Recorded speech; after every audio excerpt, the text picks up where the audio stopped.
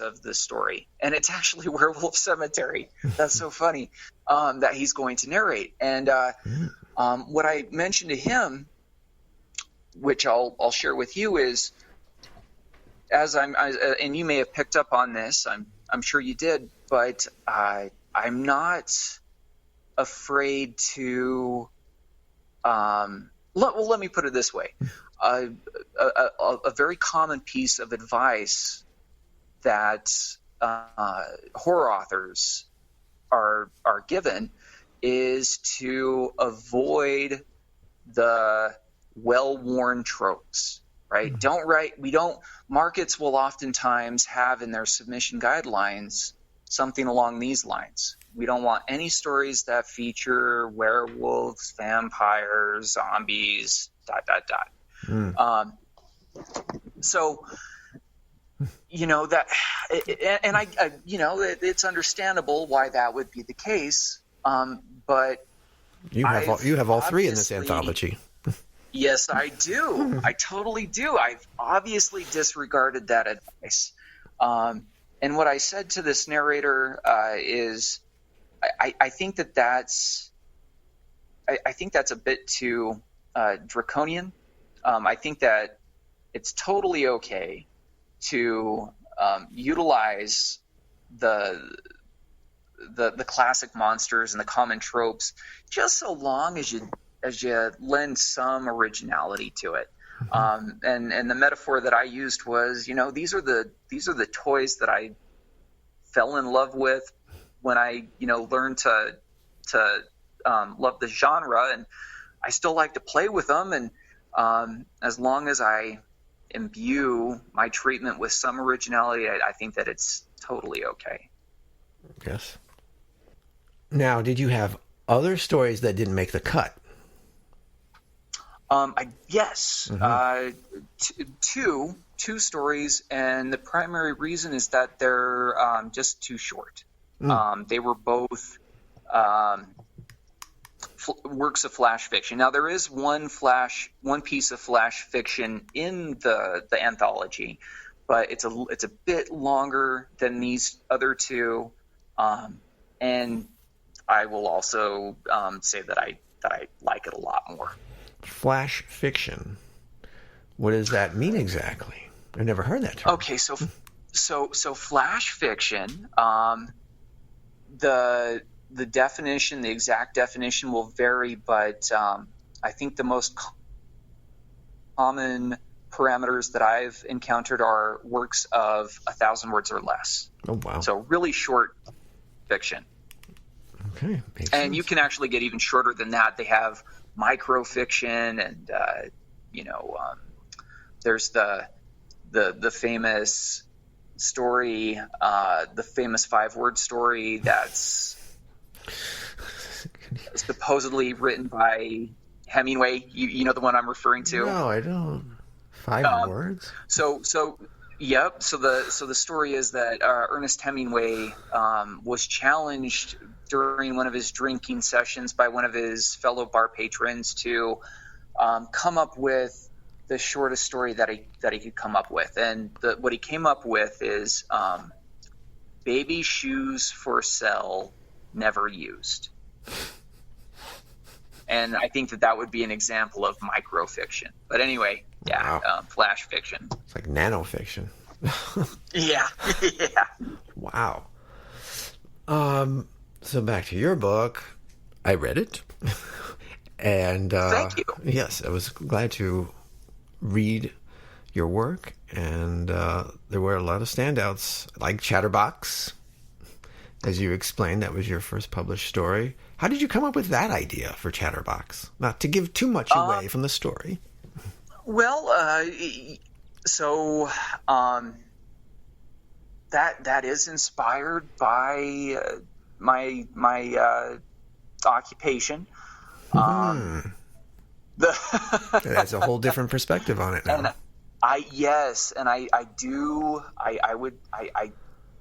I'm sure that most teachers can relate to some degree to having that one student who talks far more often than he or she should.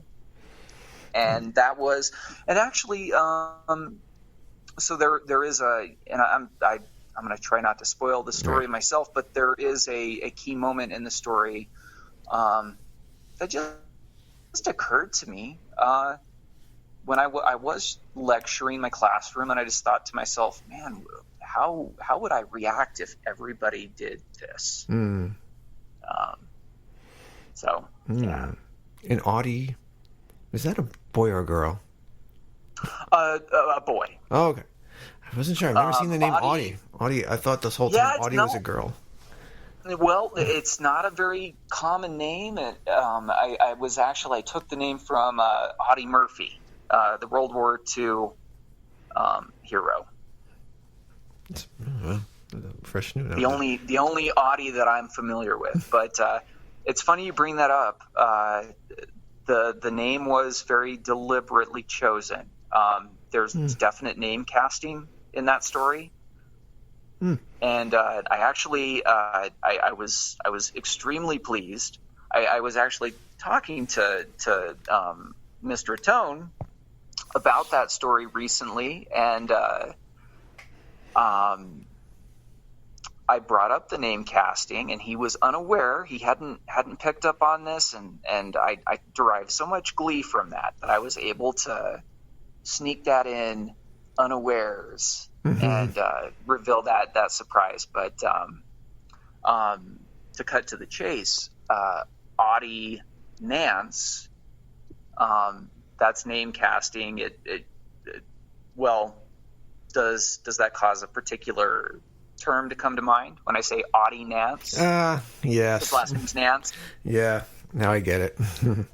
You'll get it. You'll get it when you read the story, people. Now it really makes sense. Good. Good. Clever. Very clever. What made you decide to write that from the first person point of view? That's a great question. That's a fantastic question. That is actually, and I'm still I'm still learning.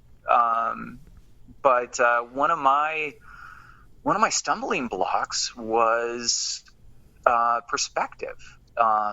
Really gaining an appreciation for why writers choose to write in one perspective or another, and the strengths and weaknesses that come with each of those.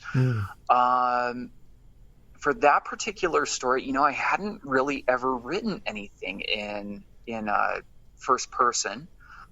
So I wanted to challenge myself and kind of branch out. And I actually discovered that I think I prefer writing in first person, or at least it comes most naturally. There are pitfalls that you don't have to worry about that come with writing in third person. But wanted to challenge myself, and then also I will admit to this. So I'm a big fan of creepypasta, and creepypasta. One of the commonalities is that they're written in first person. So I was inspired by that as well. Now, when you were writing some of these stories, was it, okay, I'm going to do this in first person, or, well, as I'm writing this, maybe I should make it third person? Was there any a switch like that happened? Or the inverse? Absolutely. Absolutely. And I'm trying to think of a good example. So Chatterbox, first person, and I felt that first person also seemed most appropriate for that particular story. I did consider the options as I was putting that together, and did ultimately opt for first person. But I think Werewolf Cemetery, that's another first person, and that was a strong consideration there. At least that I want to say that was the case. And that's actually I've got a story in mind. I haven't really progressed too much with it. I've just been too busy, but I am at the stage where I am considering perspective. And for this current story that this idea that's germinating in my mind, I'm still not quite sure, but I'm actually leaning towards third person for this one. Werewolf bed and breakfast. Oh, see? I don't know where that came from. The wheels are turning, the creative juices are flowing. But then that'll be the next anthology. I also enjoyed Warm and Tender. Oh, that thank one you. was. I mean, if I say it's a deal with the zombie thing, not to give too much away, but it was a very different take. I liked how it was presented. I don't want to give too much away. Take their enjoyment, but it was. So it sounds like you would say that I was at least somewhat successful in giving some originality to a classic monster. Yeah, because the way you lead into it, like you don't know what kind of story it is until the lead character is seeing someone being chased. Like, oh. And speaking of favorite toys, if you were to ask any of my students what is Mr. Alexander fanatical about, they would say zombies. I love zombies. So that one was a real joy to put together. And in fact, I've got I can show you right here. That's the magazine that featured that story. That was my first print publication. Warm and Tender. Very nice. When did you do that? In 2019 also? Yes. Warm and Tender, that was October 2019. Serial Magazine, their 13th issue. Oh no, 14th issue. But And that was the third person point of view, if I recall. Yes. Warm and Tender, third person. Now, what is your writing process? Do you block out certain times of day or specific time slots, like between 8 and 9, don't bother me, or something like that? Are there any pre-writing rituals, or do you prefer going to a keyboard or pen and paper? So initially,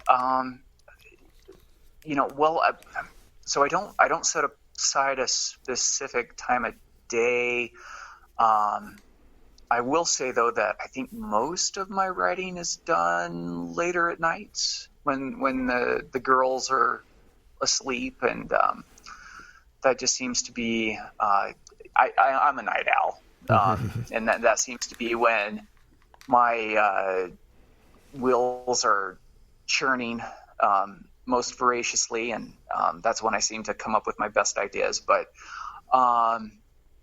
as far as a process goes, I like to just daydream and just ponder for long enough. I'll write down in my little notebook or a piece of scratch paper the big ideas, the key ideas for the story, and once I kind of have the story figured out at a foundational level, then I'll do some more concrete outlining. Okay. And then I'll get to drafting. And I type on my computer for drafting. Do you have do you do something for your phone? Like all of a sudden you get an idea, like you're driving or you're maybe teaching class. Like oh, what am I going to do? I have this idea. Do you have something to write it down or record it in your phone? Yes, I do. I have used my phone, but I've since invested in little pocket notebook and little tiny telescoping pen. Nice to go with that. So, yeah, gotta be prepared. Who are your favorite writers, influences? Love H.P. Lovecraft. The Color Out of Space is one of my all-time faves.